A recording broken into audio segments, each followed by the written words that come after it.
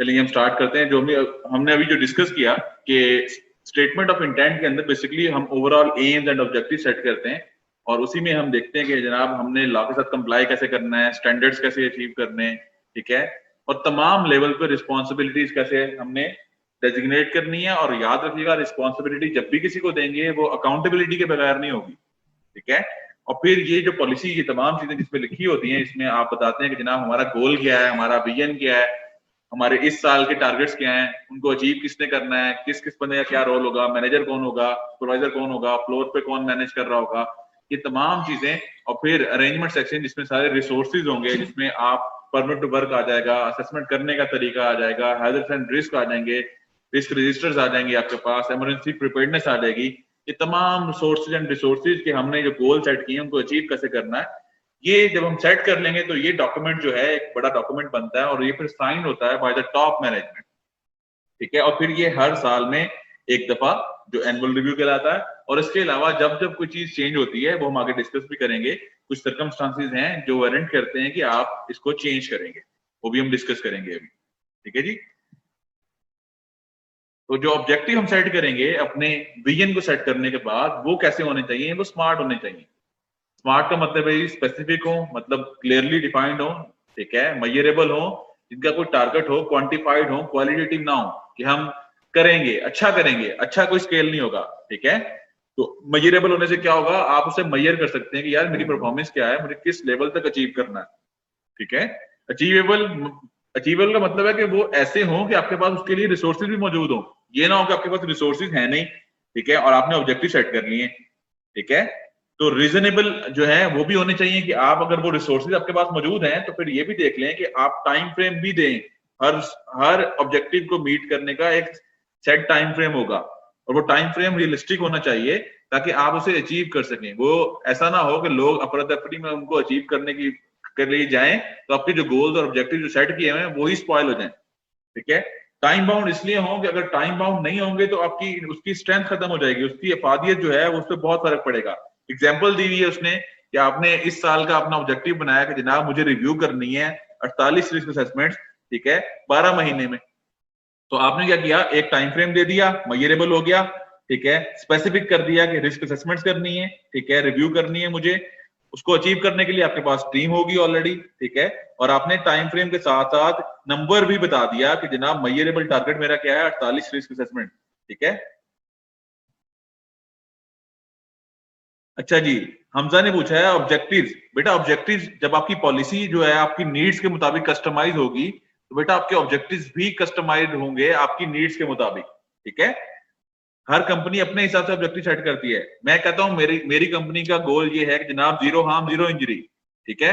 और मेरे इस साल के गोल मैंने रखे हैं कि भाई मैंने अभी कंपनी स्टार्ट की है तो मैंने सोचा है जनाब कि मैं पहले पॉलिसीज बनाऊंगा, प्रोसीजर्स डेवलप करूंगा, अगले साल में मैं परमिट टू वर्क इंश्योर कराऊंगा, तीसरे साल के अंदर मैं ये करता हूँ कि भाई परमिट टू वर्क की जो ट्रेनिंग्स है ना उनकी फ्रीक्वेंसी पूरी कंपनी में हर इंडिविजुअल पे लेके जाऊंगा, ठीक है। तो बेटा आपके जो ऑब्जेक्टिव्स हैं ये कस्टमाइज होंगे कि वर्क नेचर कैसा है, कंपनी की पॉलिसी क्या है, ये विजन के साथ इन लाइन होते हैं बेटा हमेशा, ठीक है। हमजा क्लियर हो गया आपको?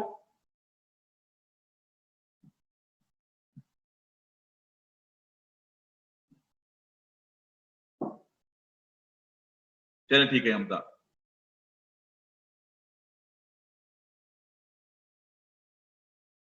अच्छा जी, अब ऑब्जेक्टिव्स के अंदर बेसिकली आपको कंसीडर क्या करना होता है, आप जो भी ऑब्जेक्टिव सेट करेंगे याद रखिएगा कि वो आपकी रिक्वायरमेंट्स के मुताबिक होने चाहिए, आपके गोल के मुताबिक होने चाहिए। और फिर सिर्फ ऑब्जेक्टिव सेट नहीं करेंगे, उसके मुताबिक हर बंदे को, हर इंडिविजुअल को रोल्स एंड रिस्पॉन्सिबिलिटीज भी देंगे आप। जब रिस्पॉन्सिबिलिटी देंगे तो अकाउंटेबिलिटी भी देंगे उसे, बिकॉज जो भी बंदे रिस्पॉन्सिबल होंगे उन्हीं से पूछा भी जाएगा कि उन्हें चाहिए क्या, ठीक है। तो ये तमाम रिक्वायरमेंट्स आप ऑब्जेक्टिव में उनको ऑलरेडी बता रहे होंगे, ठीक है। और फिर हैजर्ड्स और रिस्क को भी माइंड में रखेंगे। ये ना हो कि आपके पास जो आउटस्टैंडिंग हैजर्ड्स एंड रिस्क हैं या जिनका लाइवलीहुड या कॉन्सिक्वेंस बहुत ज्यादा है वो अभी तक आपने डील नहीं किए और ऑब्जेक्टिव्स में उनको एड्रेस ही नहीं किया, ठीक है।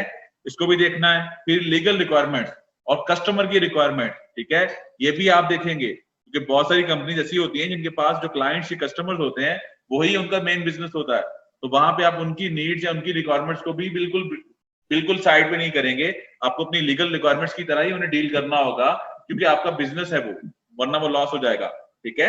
और फिर आपने फाइनेंशियल ऑपरेशन जो है उनको भी कंसीडर करना है। ये ना हो कि आपके पास बजट ही नहीं है, आपका बिजनेस अच्छा हुआ ही नहीं, आपके पास कोई प्रॉफिट हुआ ही नहीं, और अब आपने सेट किया है कि मुझे इतनी इन्वेस्टमेंट करनी है ट्रेनिंग में या किसी इक्विपमेंट को खरीदने में या कोई टेक्नोलॉजिकल अपडेट करने में, तो आपको रियलिस्टिक होकर ये भी सोचना है कि मेरे पास क्या ऐसे रिसोर्सेज हैं कि मैं सर्वाइव भी करूं और ये अमेंडमेंट्स या जो मेरे गोल्स हैं इस साल के वो भी अचीव कर लूं।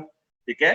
और फिर आपने इंटरेस्टेड पार्टीज को भी देखना है। इंटरेस्टेड पार्टीज वो लोग होते हैं जो आपकी कंपनी के अंदर या आपके बिजनेस से जो मुतासर हो सकते हैं। यूजुअली इसमें आपके कस्टमर्स हो सकते हैं, क्लाइंट्स हो सकते हैं, आपके स्टेक होल्डर्स हो सकते हैं, ठीक है, आपकी कॉन्ट्रैक्टर्स हो सकते हैं, सब कॉन्ट्रैक्टर्स हो सकते हैं। ठीक है। तो आपने उनकी नीड्स को भी माइंड में रखना है। ठीक है, कि आपका ये जो डिसीजन है ऑब्जेक्टिव सेट करने का, इससे ये तो मुतासर नहीं हो जाएंगे, बिकॉज आपने जो गोल सेट किया है मे बी वो दूसरे लोगों के लिए वैसा ना हो। ठीक है, उनकी अपनी कंसिडरेशन होगी। तो ऑब्जेक्टिव सेट करते हुए तमाम पार्टीज को, तमाम लोगों को, तमाम डिपार्टमेंट्स के हेड्स को ऑन बोर्ड करना, डिस्कशन करना, उसके बाद अप्रूव करना चाहिए। ये किसी एक बंदे का डिसीजन नहीं होता। ठीक है जी। अब वो कह रहे हैं टारगेट्स जो है वो स्टेटमेंट ऑफ इंटेंट में होने चाहिए जिससे इंप्रूवमेंट नजर आती है। तो किस तरह के टारगेट होने चाहिए, तो मैंने आपके लिए उसको हल किया है कि जो टारगेट्स हैं वो आप ये कर सकते हैं कि भाई मुझे एक्सीडेंट रेट कम करना है, मुझे लोग जो हैं वो एब्सेंट हो रहे हैं, ठीक है, बीमारी की वजह से या किसी भी और फैक्टर की वजह से, तो मुझे वो रिड्यूस करना है। मुझे एक्टिव मॉनिटरिंग जो है उसके अंदर लोग पार्टिसिपेट नहीं करते, लाइक इंस्पेक्शन के अंदर, ठीक है, टूवर्स के अंदर, तो मुझे वो इनहेंस करानी है। ठीक है। फिर की ऑब्जेक्टिव जो है, जो रिस्क असेसमेंट वगैरह है, उनकी ट्रेनिंग कंडक्ट करानी है। ठीक है। तो ये सारे आपके पास बेसिकली एग्जांपल्स मैंने शो कर दिए हैं इसमें। ठीक है, कि हमारा जो टारगेट्स हैं वो किस किस शक्ल में आप डाल सकते हैं अपनी पॉलिसी के अंदर और उन्हें अचीव कर सकते हैं जो रियलिस्टिक होंगे। अच्छा जी। अब वो कह रहे हैं कि रोल्स एंड रिस्पॉन्सिबिलिटीज जो है वो नॉमिनेट करना, हिरार्कीज डिफाइन करना, रिपोर्टिंग चैनल्स बयान करना, फिर फीडबैक कैसे होगा, ये तमाम चीजें जो हैं ये भी आपने लिखना है। तो बेसिकली हमने जो बात की थी कि 3 हिस्से हैं पॉलिसी के। पहला है स्टेटमेंट ऑफ इंटेंट। तो जो आपकी स्टेटमेंट ऑफ इंटेंट है बेसिकली उसी को विजन कहते हैं, उसी में एम्स और ऑब्जेक्टिव सेट किए जाते हैं। ठीक है। जब आपने एम्स एंड ऑब्जेक्टिव सेट कर लिए पॉलिसी के पहले सेक्शन में, जिसको स्टेटमेंट ऑफ इंटेंट कहा जाता है, तो फिर सेकंड सेक्शन हमारे पास आता है जो आपकी स्क्रीन पर नजर आ रहा है, ऑर्गेनाइजेशनल सेक्शन, जिसके अंदर roles and responsibilities, authorities, feedback channel, ठीक है, ये तमाम चीजें बयान की जाती हैं। ठीक है। ये बेसिकली सेक्शन करता क्या है, ये डिफाइन करता है कि हर बंदे की ड्यूटी क्या है with respect to health and safety. जिस तरीके से मैनेजमेंट का काम है कि वो डेवलप करती है, आपका विजन सेट करती है, आपके ऑब्जेक्टिव सेट करती है, फिर रिसोर्सेज प्रोवाइड करती है, इसी तरीके से तमाम एम्प्लॉयज का काम है कि वो सेफली एक्ट करें और रिएक्ट करें। फिर इसी इसी इसी के अंदर रहते हुए ऑर्गेनाइजेशनल सेक्शन के अंदर ही कॉम्पिटेंट लोग भी नॉमिनेट किए जाते हैं। Health and safety at work 1974 UK का एक लॉ है, और हेल्थ एंड सेफ्टी मैनेजमेंट की जो रेगुलेशन है 1999 की, वो भी ये कहती है कि एटलीस्ट एक कॉम्पिटेंट बंदा होना चाहिए ऑन साइट जो मैनेज करेगा हेल्थ एंड सेफ्टी को। ठीक है। तो हमारे पास और भी बहुत सारे ऐसे स्पेशलिस्ट जॉब्स हैं जो कॉम्पिटेंट लोग करते हैं, जो एक आम बंदा नहीं करता। ठीक है। जिसमें फर्स्ट एडर्स होते हैं, फायर मार्शल होते हैं, बिकॉज उनका स्किल सेट डिफरेंट होता है। ठीक है। तो वो तमाम लोग जो है उनको भी एम्पल क्वांटिटी में होना और वो अप टू डेट हो और वो रोल्स एंड रिस्पॉन्सिबिलिटी उनको देना। लाइक अगर वो पार्टिसिपेट कर रहे हैं आपकी इमरजेंसी रिस्पांस टीम के अंदर, तो उनकी भी कोई रोल्स होंगे, रिस्पॉन्सिबिलिटीज होंगी और उनकी अकाउंटेबिलिटीज भी होंगी। ठीक है। तो वो भी आपने एड्रेस करनी है इसी सेक्शन के अंदर। ये ना हो कि आपका ईआरपी को कोई एड्रेस ही ना कर रहा हो। ठीक है। और फिर जो प्रैक्टिशनर है उसका रोल वो भी बड़ा क्लियरली डिफाइन किया जाता है कि उसका काम एडवाइस करना है, उसका काम कंप्लायंस को भी इंश्योर करना है, उसका काम इंटरनल ऑडिट को भी देखना है, या उसका स्कोप ऑफ वर्क क्या है। ठीक है। बेसिकली इस ऑर्गेनाइजिंग सेक्शन के अंदर होता क्या है कि आप चैनल स्टेब्लिश कर देते हैं कि कौन किसको रिपोर्ट करेगा। फिर कम्युनिकेशन चैनल के बाद आप हिरार्की भी सेट कर लेते हैं कि भाई ये मर्तबे में सबसे बड़ा होगा, इसकी बात की वैल्यू ये होगी, ये एडवाइजर होगा, ये सेफ्टी ऑफिसर होगा, ताकि हर बंदा day to day activities weekly और मंथली बेहतरीन सिस्टमेटिक तरीके से अडॉप्ट कर सके। और फिर कम्युनिकेशन के साथ साथ फीडबैक भी है कि आप उससे जो बात कर रहे हैं कि आपके पास कोई ऐसा चैनल भी है कि वो अपने ग्रीवेंसेस पुट कर सके, या उसके लिए कोई चैनल एस्टेब्लिश नहीं किया गया, आप वहां पे कंसल्ट करते ही नहीं है। ठीक है। अगर फीडबैक नहीं होगा तो लोग जो है वो डिक्टेशन को फॉलो कर रहे हैं, इसका मतलब, और डिक्टेशन के जो रिजल्ट्स हैं सेफ्टी कल्चर बहुत बुरे आते हैं। ठीक है। तो आप उसका चैनल भी एस्टेब्लिश करेंगे और लूप बना देंगे फीडबैक का, जिससे आपको उसके ग्रीवेंसेस जो एम्प्लॉइज के होते हैं वो भी आप तक आते रहेंगे कि आपके जो डिसीजंस हैं वो ऑन कर रहे हैं लोग या नहीं। ठीक है जी। फिर अरेंजमेंट सेक्शन है, इसके अंदर हर वो सोर्स एंड रिसोर्स जो आप यूज करते हैं अपनी रोल्स एंड रिस्पॉन्सिबिलिटीज को मीट करने के लिए, ताकि एम्स एंड ऑब्जेक्टिव्स जो कि इंटेंशन में सेट किए थे उन्हें अचीव कर लें। ये वो पोर्शन है आपका, ठीक है। इसमें आप बताते हैं चीजें कैसे होंगी, ठीक है, इसके अंदर क्या क्या चीजें रिक्वायर्ड है आपको। अगर आप देखेंगे तो आपमें सारी असेसमेंट्स भी आ जाएंगी, कंसल्टेशन भी आ जाएगी, ट्रेनिंग भी आ जाएगी, मॉनिटरिंग भी आ जाएगी, इमरजेंसी रिस्पॉन्स भी आ जाएगा, रिपोर्टिंग सिस्टम्स भी आ जाएंगे, तो तमाम चीजें। तो अगर आप इसको मैं जेनेरिकली अब पूरे हिस्से को डिफाइन करूं तो पॉलिसी के अंदर हेल्थ एंड सेफ्टी पॉलिसी के 3 पोर्शन होते हैं। पहला पोर्शन जो है वो इंटेंट कहलाता है, जिसमें एक स्टेटमेंट ऑफ इंटेंट या इंटेंशन दायर की जाती हैं, जो विजन भी कहलाता है, और उसी के अंदर एम्स एंड ऑब्जेक्टिव सेट किए जाते हैं।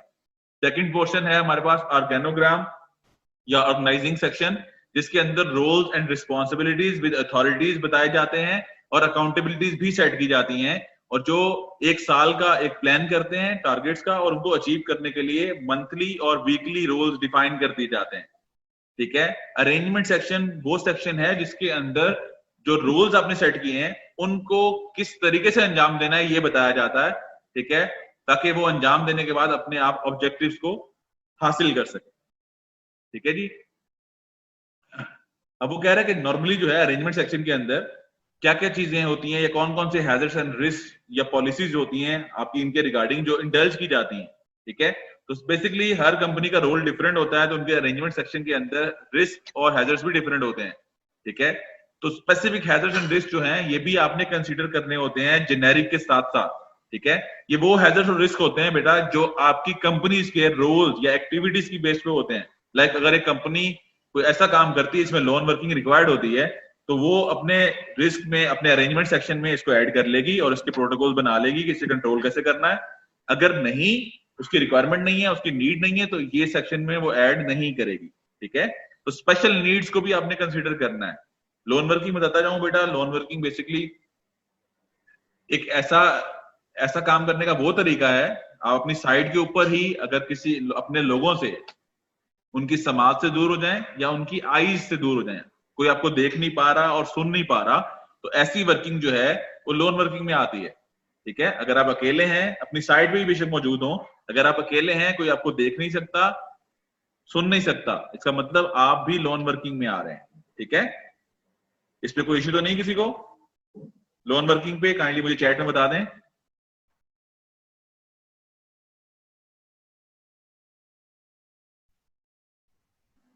काइंडली मुझे चैट में बता सकते हैं आप लोग कि आपको समझ आ गई लोन वर्किंग की?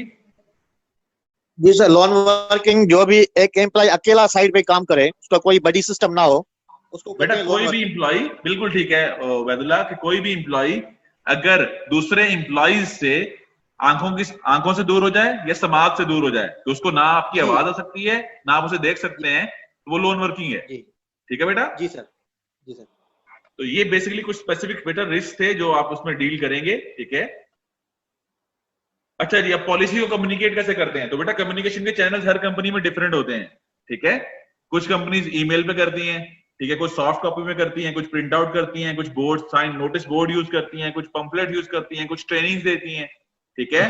आप टीबीटी में भी डिस्कस करते हैं, आप बंदों को जाके जब पॉलिसी बन जाती है तो आप उन्हें गाइड भी करते हैं जाके ऑन फ्लोर, ठीक है।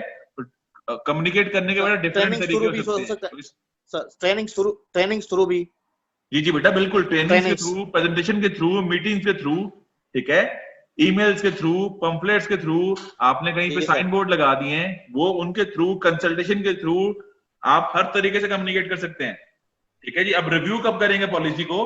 बेटा वो देख लें, अगर कोई चेंज आता है, की पर्संस कौन से होते हैं बेटा? बेसिकली वो लोग जिन्होंने पॉलिसी बनाई है, ठीक है, मींस जो साइनिंग अथॉरिटी है आपकी। जी बेटा, सीईओ सर, रिव्यू पॉलिसी, आपकी जो टॉप मैनेजमेंट है बेटा उसके अंदर चेंज आ जाए, या मैनेजमेंट का स्ट्रक्चर, मतलब डिसेंट्रलाइज मैनेजमेंट हो गई है सेंट्रलाइज से, ठीक है। अब पहले जो रिपोर्ट कर रहा था सीईओ, पहले एक बंदा सीईओ था, ठीक है, अब वो शायद सीईओ नहीं है, वो सीएफओ है, ठीक है। तो जो रेलिवेंट अथॉरिटी है वो साइन करेगी इसे, ठीक है। आपने ऑनरशिप चेंज कर दी है, बिकॉज लॉफुली जो ऑनर होता है वो ओवरऑल एम्प्लॉयर होता है ना, तो अगर वो चेंज हुआ है तब भी बेटा आपकी पॉलिसी रिव्यू हो जाएगी, प्रोसेस चेंज होगा तब भी हो जाएगी, कोई नई अपग्रेडेशन की है किसी टेक्नोलॉजी में तो ऑब्वियसली हैजर्ड और रिस्क चेंज हो जाएंगे, तो उससे भी चेंज हो जाएगी, ठीक है। फिर अगर लॉ चेंज हुआ है तब भी, कोई इंसिडेंट हो गया तब भी, कोई आपके अगेंस्ट एक्शन हो गया है, ठीक है, इन्फोर्समेंट एक्शन मींस आपको जुर्माना हो गया है, ठीक है, आपको कोई नोटिस मिल गया है कि भाई इस सिस्टम को चेंज करें, तो ऑब्वियसली वो जब सिस्टम चेंज करेंगे तो प्रोसेस चेंज हो जाएगा, तो अगेन फिर रिव्यू हो जाएगी, ठीक है। या आपने पॉलिसी बनाई जब वर्कर से कंसल्ट किया तो पता चला कि यार ये पॉलिसी जो हमने ये चीज सेट की है, ये गोल सेट किया है, ये अचीवेबल नहीं है, बिकॉज वर्कर्स जो हैं वो या तो उसके ऊपर एक्ट नहीं कर रहे, या वो उनके लिए करना इम्पॉसिबल है। जिस तरह हम अक्सर अपने ऑफिस में बैठ के डिसाइड करते हैं कि भाई हमें इस तरह का हेलमेट चाहिए, ठीक है, अब वो फील्ड के अंदर उसकी रिक्वायरमेंट है या नहीं, या वो काम को प्रोटेक्ट करवा रहा है या उसको और हैजर्ड्स की तरफ लेके जा रहा है, ठीक है। तो बहुत सारी चीजें आपको एड्रेस करनी होंगी, बट ये मोटे मोटे कुछ फैक्टर्स हैं कि रिव्यू करना है अपने पॉलिसी को जब भी, तो किन किन हालात में होती है, ये अक्सर सवाल इसमें से आता है कि पॉलिसी कब रिव्यू होती है। बेटा अगर कोई चेंज आ जाए मैनेजमेंट में, टेक्नोलॉजी में, प्रोसेस में, लॉ में, ठीक है, या कोई एक्सीडेंट का इन्वेस्टिगेशन में रिवील हो जाए, इन्फोर्समेंट एक्शन हो जाए, वर्कर से कंसल्ट करके आपको भी कर सकते हैं, या फिर कुछ नहीं हुआ, अगर सब कुछ सही रहा, कोई एक्सीडेंट नहीं हुआ, कोई चेंज नहीं आया, फिर भी साल में एक दफा, ठीक है।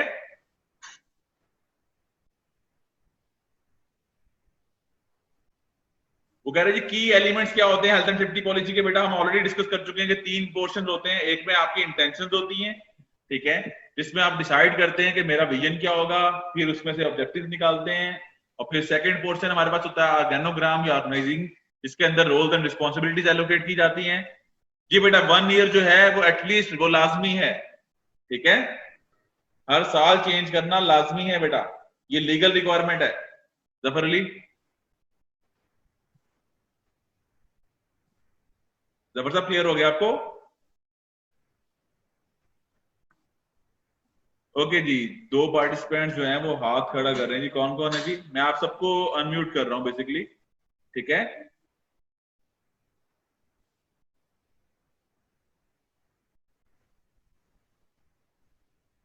जी उबैदुल्ला मेमन कुछ कहना चाह रहे हैं बेटा आप?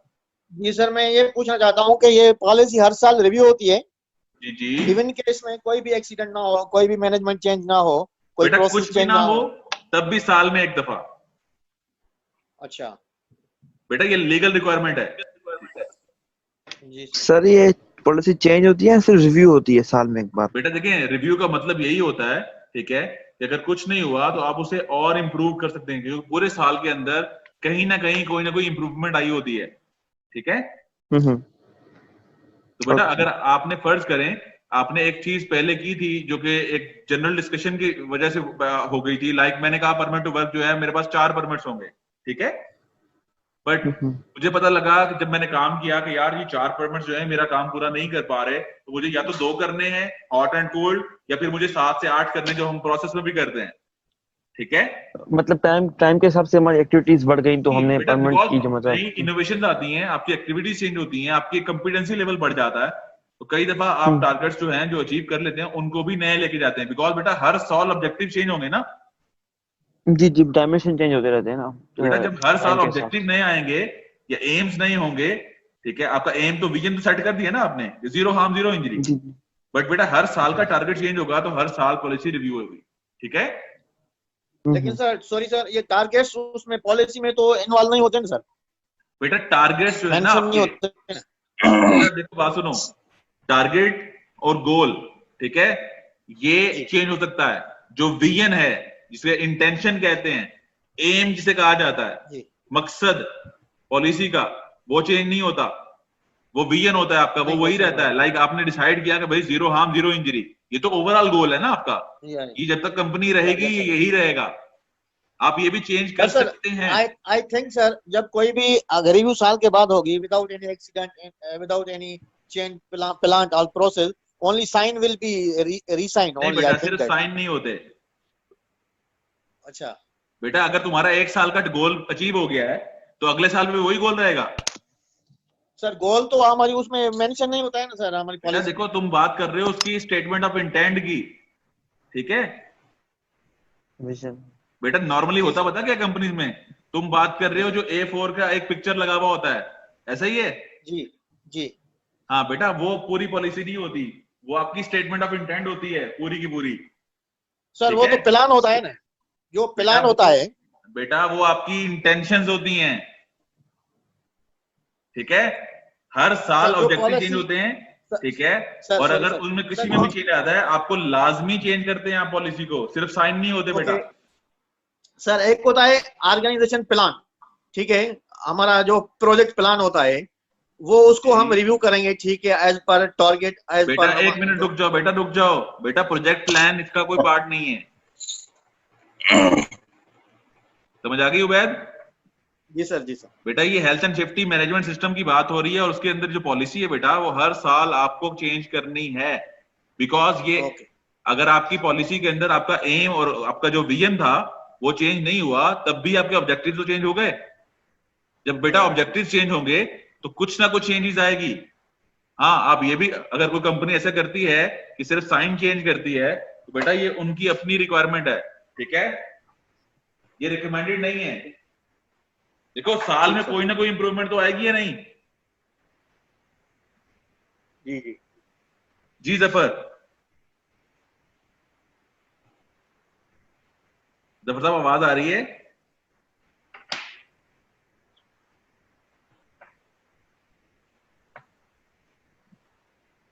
जफर साहब आपको आवाज आ रही है?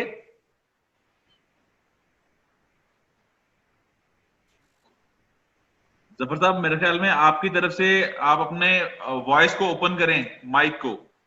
जफर साहब आपका माइक आपकी तरफ से बंद है।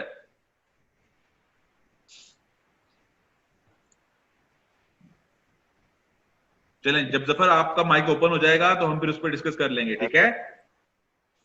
जी जफर। अच्छा सर, हाँ मैं यही बात कर रहा था कि जो ऑब्जेक्टिव्स हैं वो तो हम हर साल वैसे ही रिव्यू होते रहते हैं, रिवाइज करते रहते हैं, बिल्कुल तो उनमें भी अगर कोई भी चेंज होगी तो हम, यानी पॉलिसी में चेंज आ गया तो फिर हम, जो ये भाई बात कर रहे थे, हम डिस्प्ले करते हैं पॉलिसी जिसमें सिर्फ स्टेटमेंट ऑफ इंटेंट होती है और कमिटमेंट शो करते हैं बिल्कुल, मैनेजमेंट वो की चेंज नहीं तरफ से। होता। वो वो वो उसमें सिग्नेचर रिवाइज करने की ये बात कर बिल्कुल रहे हैं, तो वो बिल्कुल तो एक कॉमन होती है, लेकिन अगर वैसे तो कॉमनली हमारे पास चेंज होती रहती है। बिल्कुल जफर, बिल्कुल एग्जैक्टली, क्योंकि देखें आपने वहां पे जो साइन चेंज किए हैं ना, वो क्यों किए हैं? बंदा तो वही रहा है जिसने साइन किए, वो यही बता रहे होते हैं कि इसके पीछे चेंज हुआ है।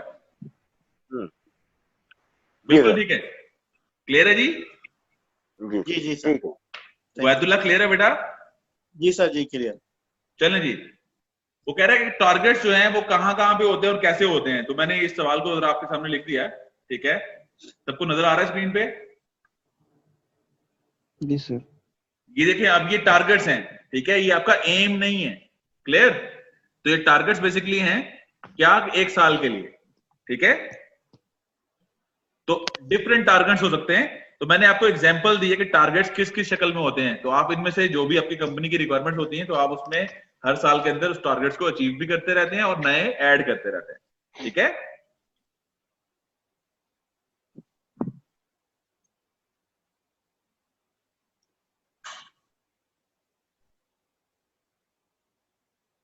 आप लोगों को आवाज आ रही है? जी सर। जी। इस पूरे टॉपिक के अंदर बेटा कोई सवाल किसी का?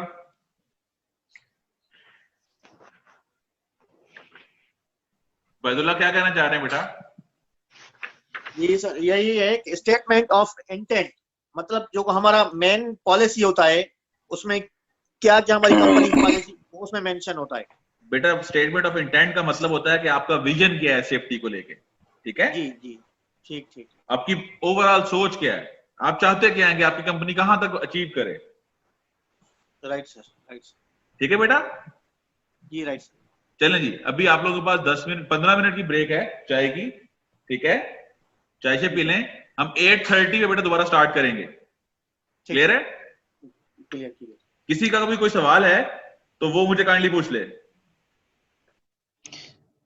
सर एक्चुअली आईएलओ, क्योंकि मैंने स्टार्टिंग में क्लास लेट अटेंड की थी, तो उसको थोड़ा मुझे बता दें कि आईएलओ और आवाज बेटा नहीं आ रही आपकी।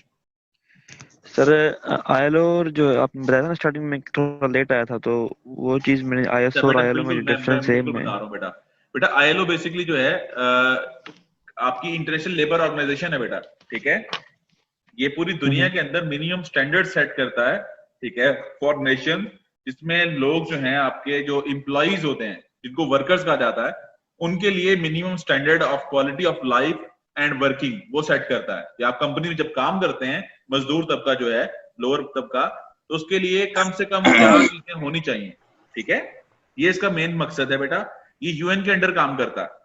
ठीक है, इसके अंदर बेटा दो चीजें होती हैं, कन्वेंशन एंड रिकमेंडेशन। इसमें बेसिकली होता क्या है कि आईएलओ जो हर साल मीटिंग करता है उसे कन्वेंशन कहते हैं। कन्वेंशन के अंदर डिफरेंट चीजों को लेकर डिबेट होती है। लाइक कभी बात होती है कि कम से कम तनख्वाह इतनी होनी चाहिए, कभी वर्कर्स की डेली जो है ना उनकी अर्निंग इतनी होनी चाहिए, उनका शिफ्ट पैटर्न ऐसा होना चाहिए, उन्हें कम से कम ये सहूलियात देनी चाहिए। इस तरह के पॉइंट्स को लेके डिस्कशन होती है। और जब 2/3 मेजॉरिटी जो लोग पार्टिसिपेंट्स होते हैं वो अगर एग्री करते हैं तो बेटा वो एक कन्वेंशन बन जाती है उनकी, उसको एक नंबर मिल जाता है। लाइक हमारे पास C155 एक कन्वेंशन है जिसमें एम्प्लॉयर की रिस्पॉन्सिबिलिटीज बयान की गई हैं कि पूरी दुनिया में कोई भी जो एम्प्लॉयर होगा उसके लिए कम से कम शराइत क्या है। तो वो शराइत वो सेट करता है कि जनाब आपने सेफ प्लांट देना है, सेफ इक्विपमेंट देना है, ट्रेनिंग देनी है, इंस्ट्रक्शंस देनी है। ठीक है, तो ये तमाम गाइडलाइन जो पूरी दुनिया में नेशंस के लिए एक फ्रेमवर्क हैसियत रखता है, ये इसकी लीगल अथॉरिटी होती है। ठीक है, अगर कोई कंट्री इसको लेके एक्सेप्ट कर ले, ठीक है बेटा, तो कन्वेंशन को अगर कोई कंट्री एक्सेप्ट करना चाहता है और अपने फ्रेमवर्क में या उससे लॉ बनाना चाहता है सेफ्टी का, तो बेटा वो कन्वेंशंस को लगाने के लिए रिकमेंडेशन पे जाता है। आईएलओ के पास दूसरी चीज होती है रिकमेंडेशन, जिसके अंदर लिखा होता है कि आपने जो कन्वेंशन जो लगाना चाह रहे हैं उसे कैसे लगा सकते हैं। डिटेल्ड गाइडलाइन होती है उसकी। ठीक है बेटा, ओके सर। इसका मेन जो इदारा है वो यूएन है सर, यूनाइटेड नेशंस। जी बेटा, उसी के अंडर एक अथॉरिटी है आईएलओ, उसी का एक एजेंसी है जिसको बोलते हैं। जी जी बिल्कुल बेटा, उसकी सब्सिडी एजेंसी है। Well done. चलें जी, आप लोग रेस्ट करें, आपके पास 15 मिनट्स की ब्रेक है, हम 35 पे स्टार्ट करेंगे वापस। ठीक है, तब तक आप लोग चाय से पिए। ठीक है, फिर दोबारा मुलाकात होती है। बहुत शुक्रिया। ओके।